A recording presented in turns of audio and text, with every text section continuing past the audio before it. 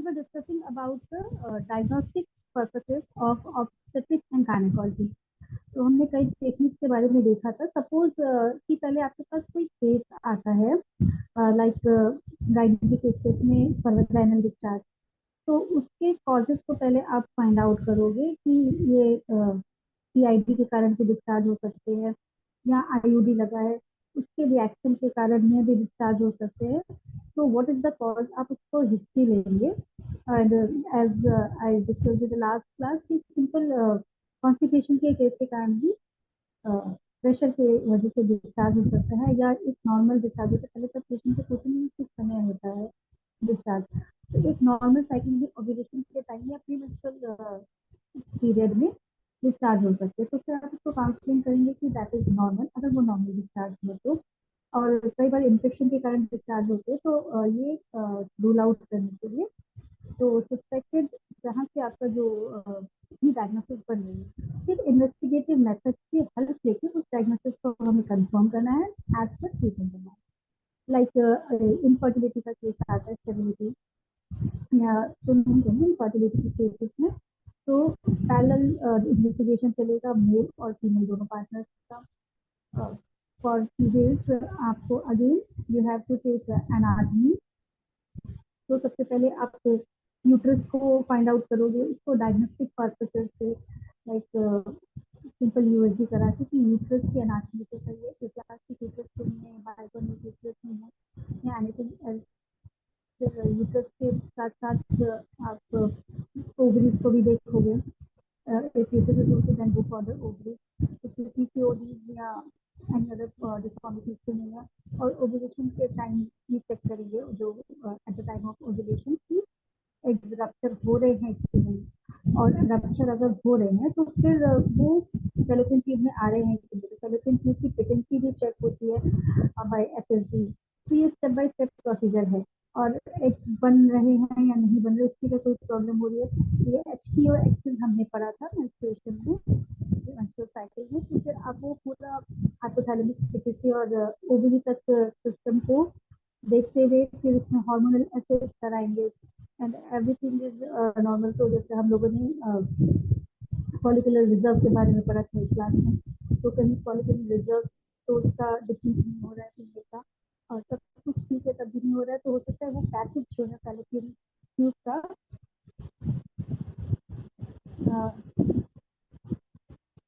am I not audible? Voice काफी लो आ रही है, से आप आ जा रही है लेकिन हाँ, अभी आ रही है आवाज?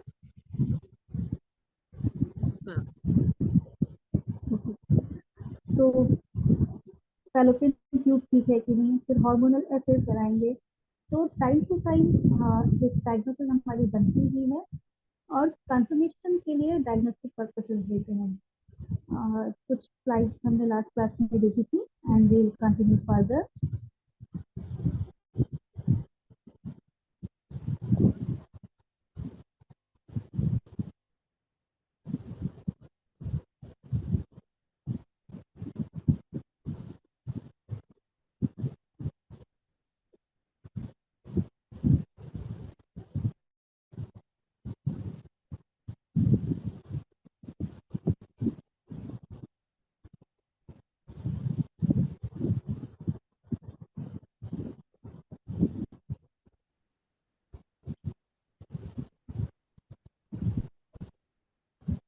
ये पैप्सियर में डिफरेंस ऑफ सेल्स यहाँ तक हमने कवर किया था। इफ रिवीजन इज रिक्वायर्ड तो हम quickly previous continue further. Uterine aspiration pathology पिछले क्लासेस में हम लोगों ने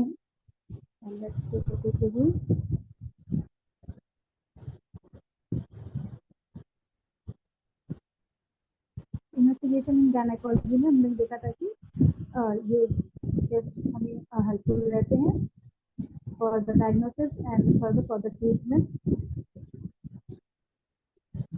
ब्लड में देखेंगे तो ब्लीडिंग के बाद हीमोग्लोबिन, पीआईडी के लिए सीएसआर, और बेसल मेनोरेजिया है तो प्लेटलेट 50 देखेंगे, और सीरोलॉजी में VDRL, Australian antigen, HIV.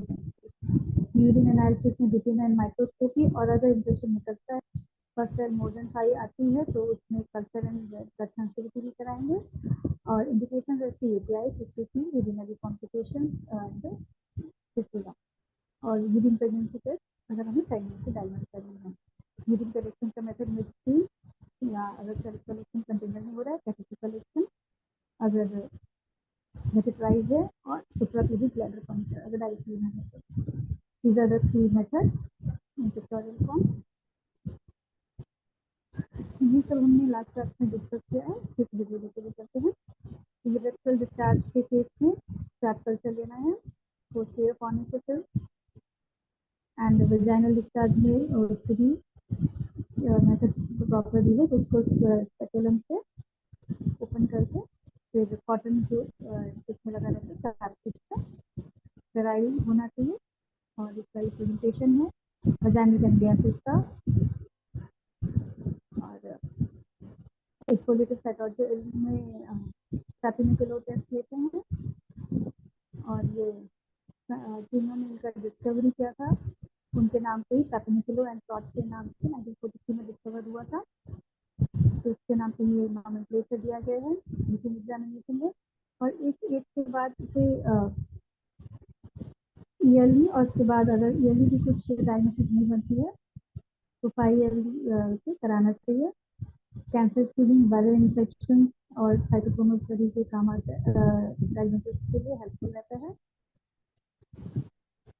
Again just open the vaginal part and go towards the uterus और cervix स्ट्रैपिंग करके स्लाइड बनाते हैं, और स्लाइड को 6 ग्रेडियंट्स भी रहते हैं अगर देखना है साइटोस्क्रीनिंग ऑफिसर के लिए, और endocervical sensitive endocervical cytobase and additive slide and for the office cytoscape setup में एक लिक्विड मीडिया भी आता है, उसमें डिप करके प्रिजर्व फॉर्म में हो जाता है। इंटरप्रिटेशन में नॉर्मल सेल्स का प्रेजेंटेशन माइल्ड डिस्कैरियोसिस के केस में, and this is the presentation of moderate dyskaryosis and severe dyskaryosis. The pathologist will clean out and rule out with the slides and take the report. Coilocytosis में nuclear abnormalities हो जाती है, and basically it is the HPV infection. Genital herpes में pap smear positive का test, ये slide ऐसे दिखती हैं, सेल्फ रिप्रेजेंटेशन, और सिल्वर पैप टेस्ट में पैप टेस्ट के साथ PCR भी इंक्लूडेड रहता है। रिपोर्टिंग सिस्टम में स्टेजेस बने हुए हैं, normal, abnormal, abnormal, doubtful, 5 stages में डिवाइड किया गया है। और लिमिटेशन ये है कि अब to 60 to 70% तो डिटेक्ट करता है, बट कई बार नहीं भी करता है, एंड 10 to 15% में फॉल्स नेगेटिव रिजल्ट भी आते हैं। और सबसे बड़ी बात है कि सैंपल कलेक्शन से लेकर स्लाइड्स अगर सही बनी है और उसके बाद अगर वो एक्सपीरियंस पैथोलॉजिस्ट के पास जाती है तो डायग्नोसिस सही बनने के चांसेस बहुत ज़्यादा रहते हैं। So keep in your mind, if you are taking samples for prep here at your center, so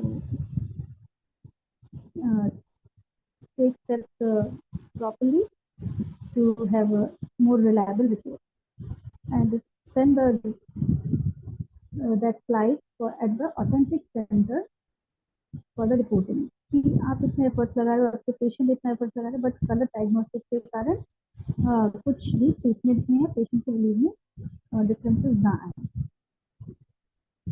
तो लिक्विडेट पैथोलॉजी, साइटोक्रोमल इवैल्यूएशन में एक्सफोलिएटिव साइटोलॉजी और सेल्फ एक्सफोलिएट करके, non invasive study of epithelium for hormonal status, principal vaginal epithelium is highly sensitive to oestrogen progesterone, तो oestrogen के होने पे superficial cell की maturation दिखेंगी, तो प्रोजेस्टेरोन के प्रोमिनेंस में इंटरमीडिएट सेल मैच्योरेशन ज़्यादा दिखेगा, और प्रोसीजर के लिए स्क्रैपिंग लेके लेटरल वॉल से या अपर थर्ड ऑफ वजाइना से, and incidence normal sphere, parabasal, intermediate and superficial cells. Estrogen predominant में smear is large, eosinophilic cells with hypnotic nuclei and clear background, और progesterone में डर्टी बैकग्राउंड रहता है और इसकी सेल्स सिरोपिडमेट्री एसिडिक होती है विद वेसिकुलर न्यूक्लियाई। और प्रेगनेंसी के केस में इंटरमीडिएट एंड एडिकुलर सेल्स आती हैं और पोस्ट मेनोपॉजल मेल में पैराबेसल एंड बेसल सेल्स। तो ये डिफरेंट टाइप्स ऑफ सेल्स दिखती हैं, तो उनको माइक्रोस्कोपिक एग्जामिनेशन में पैथोलॉजिस्ट स्क्रीन आउट करते हैं एंड देन रिपोर्ट रिगार्डिंग। और एक इंडेक्स निकालने का फॉर्मूला है mature squamous cell divided by intermediate cell special cell. So there is no need to know such a detail, but हाँ ये आपको पता होना चाहिए कि केपीआई इंडेक्स किसके रिगार्डिंग रहता है और प्रोलिफरेटिव फेज 62 फेज में कितने परसेंटेज केपीआई का रहता है। तो KPI more than 25% is suggestive of proliferative phase, very low then it is secretory phase, or KPI more than 10% in the case of pregnancy due to progesterone deficiency, और KPI peaks on the day of ovulation. तो hormone के साथ ये course भी शुरू हो गया। Now uterine aspiration cytology, that is a screening test for endometrial cancer and endometrial sampling is taken. Sample obtained by endometrial pipette और uterine aspiration syringe और brush से syringe like स्ट्रक्चर रहता है और उससे सैंपल कलेक्शन करते हैं। 90% accuracy with no false positive finding. जहाँ पैप टेस्ट में 60 to 70% रिजल्ट की एक्यूरेसी थी, यहाँ पे 90% एक्यूरेसी मिलती है और फॉल्स पॉजिटिव फाइंडिंग की चांसेस भी बहुत ही कम रहती है। और hormonal studies are can also be done. So you can see that pipette like structure रहता है, तो यूट्रस में इंसर्ट करते हुए एस्पिरेशन करते हैं, लाइक स्ट्रक्चर रहता है और या ब्रश लाइक, और फिर इससे फर्दर हार्मोनल स्टडी की जाती है। एंडोमेट्रियल बायोप्सी में जो यूट्रस की एंडोमेट्रियल लाइनिंग है, तो बायोप्सी कैथेटर डालते हैं तो वजाइना सर्विस से होते हुए बिकॉज सेल्स वहाँ की टिश्यूज निकाली जाती हैं, उसकी प्रॉपर स्लाइस बना के देखा जाता है। और जब यूट्रस तक जाना है तो it is a painful procedure और प्रॉपर रिलैक्सेशन इज रिक्वायर्ड, तो ये जीए के अंडर ही किया जाता है, जनरल एनेस्थीसिया में। तो एज यू सी ये वजाइनल सर्विकल पैसेज ओपन करते हैं तो वहाँ से टिश्यू लेते हैं। Cold cone biopsy, a large area of tissue around the cervix is exercise for examination. Cold cone biopsy में सर्विक्स के अराउंड का टिश्यू निकालते एग्जामिनेशन के लिए। Cervix view through speculum with patient in lithotomy position. तो speculum से direct उसका view लेते हैं। Doctor looks through the colposcope to check for any abnormal cells on your cervix, and special solution is applied to the vagina and cervix to help highlight abnormal areas. So this is the device called colposcope, और इससे vaginal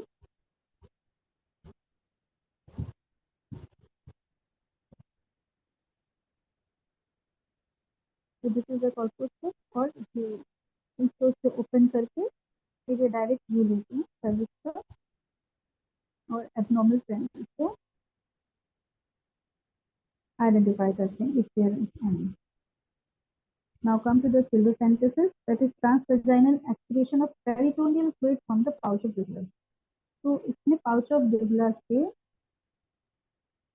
fluid aspirate करते हैं और basically pelvic abscess के लिए या ectopic pregnancy में अगर हेमेटोसील हो जाता है या कोई भी मेलिग्नेंसी है इन असाइटिस ओवेरियन सिस्ट, और इंस्ट्रूमेंट इसमें वॉल्सुलम यूज होगा, vulsellum forcep, posterior vaginal speculum and aspiration series. तो लिप्स रिट्रैक्ट करने के लिए वॉल्सुलम से रिट्रैक्ट करते हुए और स्पेकुलम से यू प्रॉपर ओपन करते हुए पैसेज को सीरीज के थ्रू एस्पिरेट करते हैं आउट ऑफ डुगलस को बेसिकली, और फिर इसकी साइड बनाते हैं।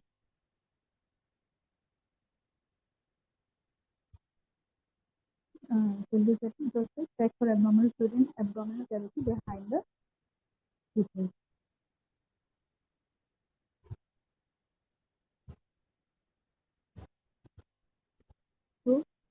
इधर सबसे पहले सर्वाइकल लिप को सेपरेट करते हुए यहाँ पे एस्पिरेट करते हैं, not from the uterus but behind the ठीक है, पाउच ऑफ ड्यूबलर पीछे की तरफ करें, it is shown from gene.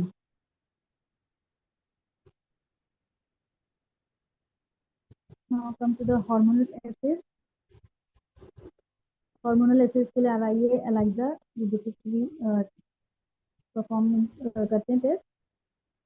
और कौन से हार्मोन्स को ऐसे करना होता है, एफएसएच, एलएच, प्रोलैक्टिन, एटीपीएच, पीसीपी4, TSH, progesterone, estradiol, testosterone, aldosterone, cortisol, HCG, dihydroquinone, norandrostenone and androsterone. पहले जैसे कि हमने बात किया शुरू में कि आप पेशेंट की हिस्ट्री लेंगे पहले और उसके बाद सिम्टोमेटिक आप डायग्नोसिस बनाएंगे and then you will further go for the test. तो गायनी में बेसिकली इतने हार्मोनल एसिड की जरूरत पड़ती है नॉर्मल कंडीशन में, और रेयरेस्ट केसेस में कुछ इसके बाहर जा सकते हैं तो किसी की हिस्ट्री में हो जाता है। तो ये नहीं है कि पेशेंट आए और हमने सारे टेस्ट करवा दी। तो पहले हिस्ट्री लेनी है कि आपको उसकी फिजिक देख के, उसकी डाइट एंड लाइफ स्टाइल देख के भी काफ़ी सारी चीज़ें पता चलेंगी। तो अगर आपको लगता है कि ये सिर्फ जेनाइटल रिलेटेड ही है तो फिर आप एफएसएच एलएच तक देखते हैं, या और थोड़ा हायर सेंटर देखते गया तो प्रोलैक्टिन, और आगे तो फिर एचपीएच को भी देख सकते हैं।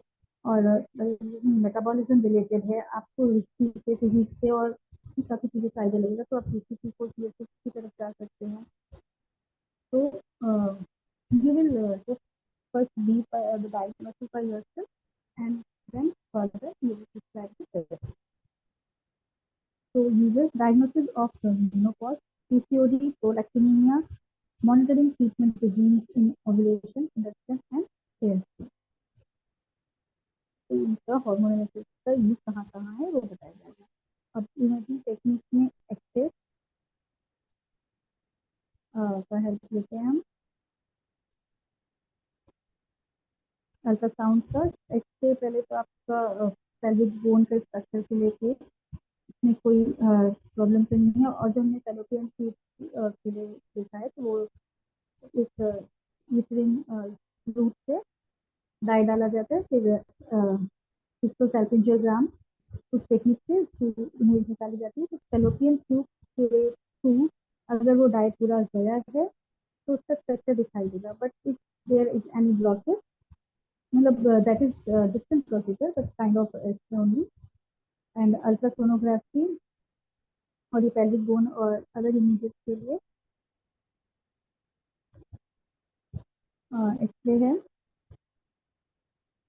अल्ट्रासाउंड भी टू रूट से करते, तो एब्डोमिनल रूट से एंड ट्रांसवेजाइनल रूट।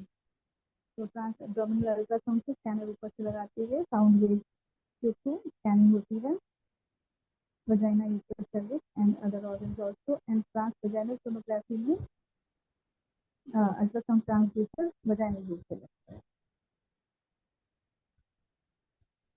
तो जहाँ की डायग्नोसिस या suppose in early stage of pregnancy वो प्रॉपर कैविटी में नहीं रहता थी क्योंकि वो एम्बेडेड, मतलब transvaginal is more appropriate in early trimester, but in the late trimester, trans-abdominal ultrasound is required to give proper reports। जो लेवल 2 देखते हैं तो वहाँ पे भी एब्डोमिनल इज मोर बेनिफिशियल। अब लास्ट में at the time of pregnancy वो फिर हमें ओपनिंग और चीज़ें भी देखनी रहती है, तो उस समय फिर ट्रांसवेजाइनल सोनोग्राफी यूजफुल। तो जहाँ जैसे रिक्वायरमेंट्स है वैसा हमें डायग्नोसिस के लिए एडवाइस करना है। Transvaginal color Doppler sonography with information regarding blood flow to, from or within the uterus or adnexus. तो अगर suppose in the case of full term pregnancy या और कुछ वैसे अनामलीज आ रही हैं हम जहाँ भी ब्लड फ्लो देखने की रिक्वायरमेंट है तो transvaginal colour Doppler sonography suggest की जा सकती है। And diagnostic USA in gynaecology, infertility में सबसे पहले जरूरी रहती है फॉलिकुलोमेट्री एक तो जैसा हमने स्टार्टिंग में बात की थी थ्री फॉलिकल्स के बारे में, measurement of ovarian follicle diameter, measurement of endometrial thickness, evidence of ovulation, internal equals and free fluid in pouch of glass, and time of ovulation, helps in ovulation induction, AI ovum retrieval, sonographic guided insight feasible. तो ये चीजें जो भी है infertility के लिए responsible हो सकते हैं, तो उन स्टेप्स को कवर करते हुए यूएसजी रिपोर्टिंग भेजा जा सकती है। एक्टोपिक प्रेगनेंसी की केसेस में tubal ring in adnexa empty uterine cavity, इस pregnancy is there but we have to confirm है कि ट्यूबल की तरफ इंडिकेशंस जा रहे हैं, तो अल्ट्रासाउंड कराने पे एडेनोसा कह रहा हूँ ट्यूबल रिंग दिखेगी और यूट्राइन कैविटी एम्प्टी दिखेगी। तो पेशेंट का यूटीपी तो पॉजिटिव आएगा because pregnancy is there but pregnancy is not in the uterus, और एक्टोपिक प्रेगनेंसी को एज सून एज डायग्नोसिस बनते ही तो रिमूव कराना चाहिए, क्योंकि अगर वो रप्चर कर लिया तो फिर इसके कॉम्प्लिकेशन काफ़ी ज़्यादा होते हैं।